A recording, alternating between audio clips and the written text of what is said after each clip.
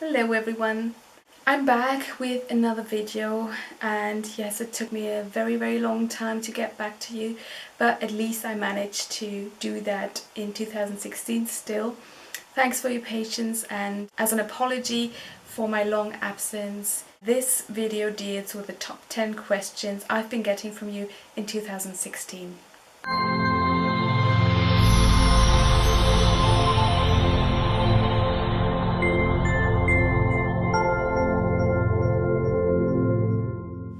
Okay, first question.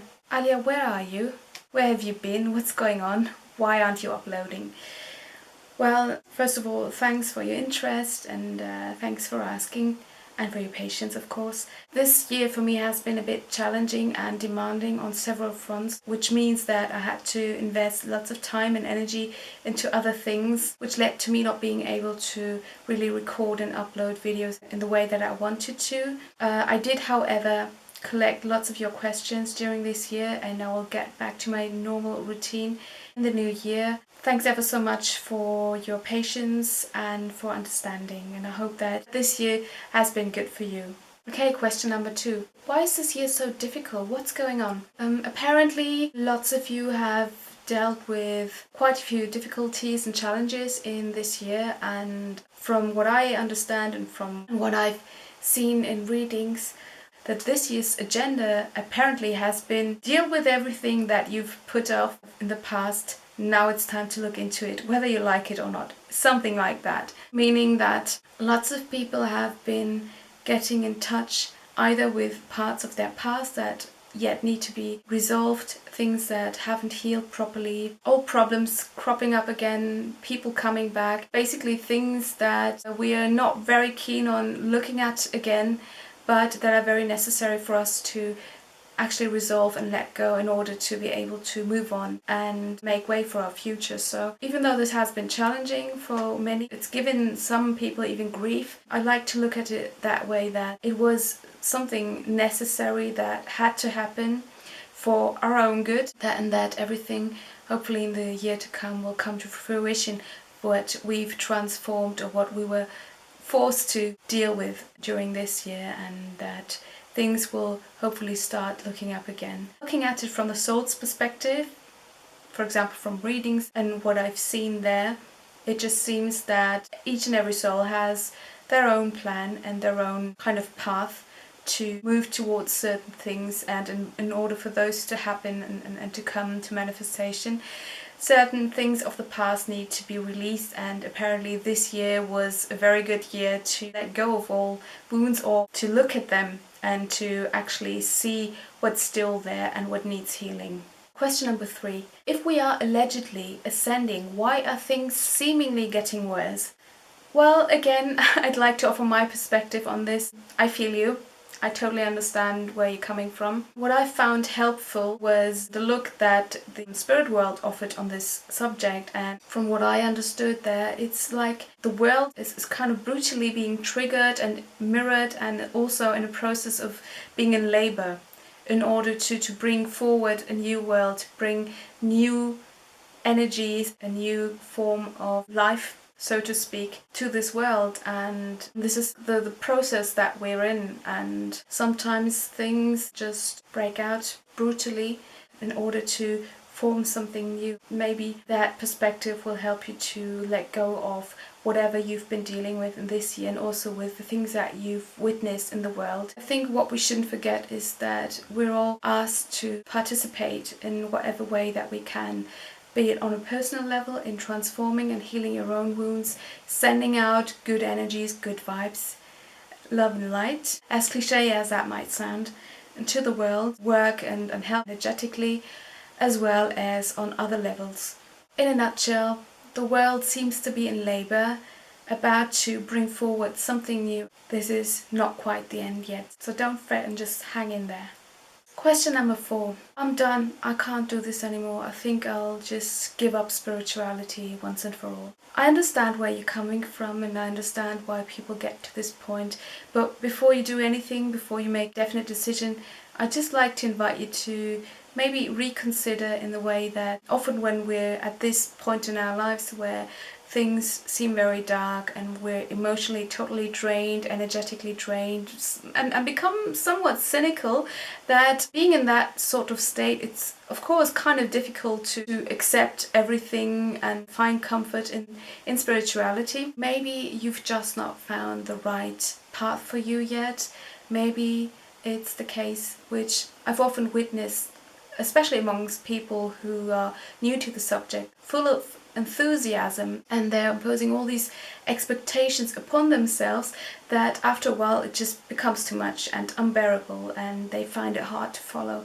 I'd just like to say that maybe first of all you'd like to let go of whatever's troubling you, or finding your own center again, your own balance, before you make a decision, because being in that state you usually make decisions that are emotionally fueled and probably not the best decision in that respect. So maybe you would just like to take some time for yourself, center yourself again, and start anew, find a different path, and let go of all this sort of pressure and these expectations, because finding your own path is a very intimate, very personal thing, and you've probably not found the right thing for you yet. So don't worry about following a certain school of thought, certain teachings, or a certain person or whatever. Just find what's good for you, what works for you, and whether it's one thing or a mixture of several things, and you'll probably then find something that works for you before giving it up altogether. You might want to consider that. Question number 5 is quite similar. How do I find the right spiritual path for myself? How do I know whom I can trust? Again, please free yourselves from expectations, from pressure. Give yourself permission and the freedom to really choose what works for you. You don't have to prove anything to anyone. I think a good indicator whether a person is trustworthy, whether this is the right sort of energy and the right thing for you, is to really go and trust your heart, go with your guts, so to speak, because that is usually the way that the soul likes to communicate with us, that is through emotions. Before you actually start analyzing and reasoning with your mind, with the ego, just go with your first instinct, and that usually comes from the heart, and that will tell you whether you can trust that person, whether this is the right sort of teaching or not. When you feel like there's a certain kind of blockage and certain resistance from within, that you think like, this doesn't sound right to me, I don't resonate with that, please stick to that, because that's the indicator that your soul is sending to you in order to give you an update and an answer to your questions. So go with that and find your right path. The answer is within you. Your soul will always guide you. You just need to feel a bit more confident about the messages that you receive. And I'm sure you'll find just the right thing for you. Question number 6. How can I stop outside events and situations from pulling me down? How can I stop suffering? Shall I ignore it or not? That's a good question, also with regards what this year has offered to many people. I always like to think that before we can actually go ahead giving and soothing someone else's pain, we should first of all assess where we are energetically, emotionally, mentally. Are we actually in the position to be giving anything? Are we charged? Are we actually in the position to give, or aren't we? Because if we're not, if we are low in energy ourselves, if we are full of troubles, it's not very likely that we'll be doing a good job in soothing other people's pain and helping anyone, because we usually end up suffering together, and that's not what we want. Before you rush off and do anything, decide anything, please assess and take the time to see where you are, whether you have the strength, whether you have the energy, the emotional resources that are needed in that moment or not. And if they're not there, then maybe you want to work on that first before you give. If your own source is empty, you can't give, and that's what lots of people tend to forget.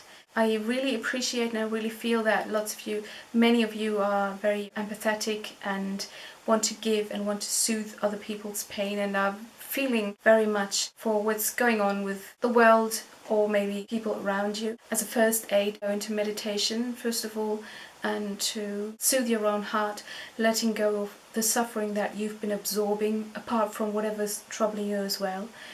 and work on that first before you start giving. And giving can also happen on the energetic plane, so maybe you want to try and send love, send light. It's a very good and very helpful technique to really start doing something on the energetic, on the etheric plane, which does work and which can help transforming and healing certain situations and energies in a certain area, in a certain place, or certain people, certain souls around you that you worry about.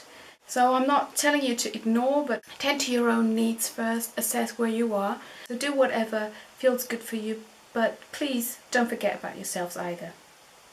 Question number 7. My heart is so heavy. How can I really let go of the past? I've been dealing with this topic for quite some time, and you've tried transforming it through certain techniques, be it transforming and resolving karma, and maybe reliving certain situations through whatever crops up in your memory and changing it in a meditation, and then making peace with that still doesn't help.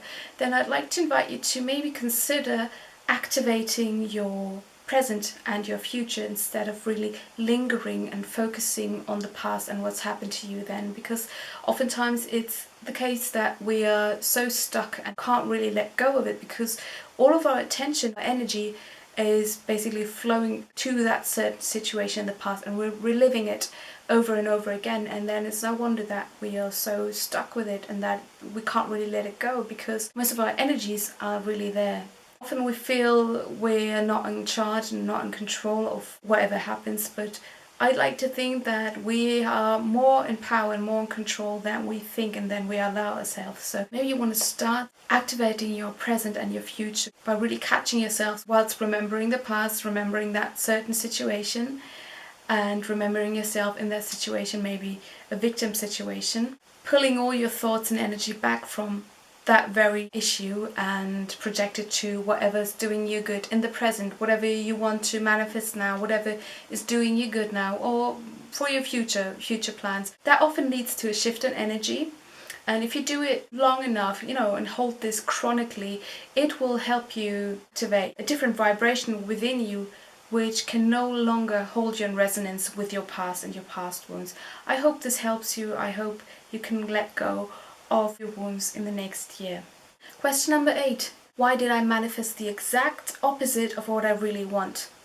Again, I'd like to offer a different perspective on this one. This is actually a good update and a good indicator sent to you by your soul and manifested in that unpleasant form, obviously, to really tell you that there are certain hidden resistances within you in your subconscious that have manifested this thing that you're not happy with. Maybe take that as the chance and the opportunity to really go and dig deeper and to find out what kind of subtle beliefs there are still working in your subconscious mind, what else is holding you in resonance to the opposite of what you want. They are there for a reason, and it's good to look at it, not wasting all your energy and your time on being upset about it and being maybe frustrated and giving it up altogether. No, it's actually a good chance to reassess as well and find out and transform hidden resistances and beliefs that have manifested in this form. I promise you it's worth the energy investing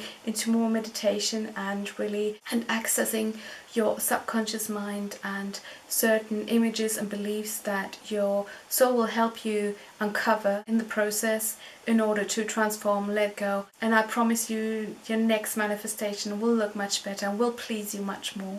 Question number 9 is very interesting and quite complex. Is there any way that we can leave the karmic circle? Is there any way that we can actually go and live our lives without burdening ourselves with karma? Aren't we causing karma with everything that we do and say? And is there actually a way that we can generate positive karma? Very good, very complex question. I'd like to ask you for your patience. I will deal with that in a separate video because it's quite a large and interesting topic which I'd like to take more time for. Thank you. And question number 10. I have nightmares and visions of dark entities. What else can I do to protect myself from these? I'm sure that those of you who are very receptive and who've been dealing with these kind of incidents have already delved into certain protection techniques, be it light techniques or working with crystals and all sorts of things. And if you feel that this is still not helping, you might want to consider the fact that often these incidents and entities are attachments or shadows of unresolved emotional baggage that we're still carrying with us, especially emotions of anger, hate, holding a grudge and holding on to these and not being able to release them, let go of them, often produces a shadow and draws certain energies and also entities towards us that are hard to get rid of, because they're kind of like side effects of that. So you might want to consider looking into that as well and finding out whether there are emotional attachments that have become quite heavy and maybe even destructive, so that they could have possibly generated these entities and energies, because it's all a matter of resonance, and you probably want to look into that matter as well and keep doing all your protection techniques, and also ask your angels, your guides, or whatever source you'd like to turn to protect you on the dream level, on that dimensional plane before you go to sleep. Also tend to those unreleased, very, very strong, very destructive emotions which sometimes develop a life of their own. So it's worth looking into that, and maybe this is the key for you to rid yourself of these entities, of these incidents for good. I really hope so. Thank you very much for your patience and for all your questions. I hope that all of you have a great, wonderful, relaxed and very positive start to the new year, and I'll catch you in my next video. Bye!